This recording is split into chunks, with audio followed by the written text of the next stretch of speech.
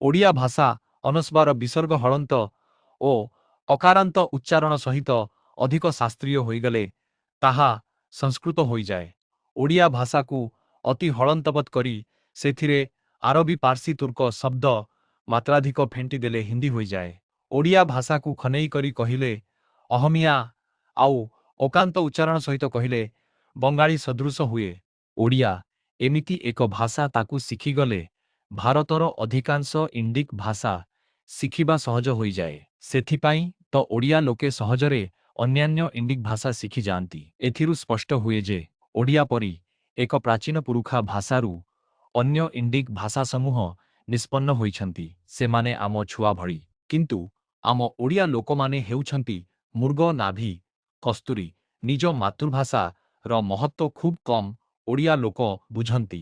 ଓଡ଼ିଆମାନେ ନିଜ ଜାତି ଭାଷାର ମହତ୍ତ୍ୱ ନ ବୁଝି ପର ଜାତି ଭାଷାକୁ ନିଜଠାରୁ ଅଧିକ ମହତ୍ତ୍ୱ ଦେଉଛନ୍ତି।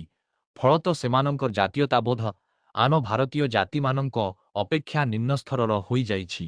ଯୋଉ ଜାତି ନିଜ ଭାଷା, ସଂସ୍କୃତି, ଐତିହ୍ୟ, ଇତିହାସ, ପରମ୍ପରା ଓ ପର୍ବପର୍ବାଣୀକୁ ମହତ୍ତ୍ୱ ନ ଦେଇ ପରର ଅନ୍ଧାନୁକରଣ କରେ, ସେ ଜାତିକୁ, ସେ ଜାତିର ଦରବକୁ ଜାତୀୟ ସ୍ତରରେ ଆନ ଜାତୀୟ ଲୋକମାନେ କାହିଁକି ମହତ୍ତ୍ୱ ଦେବେ?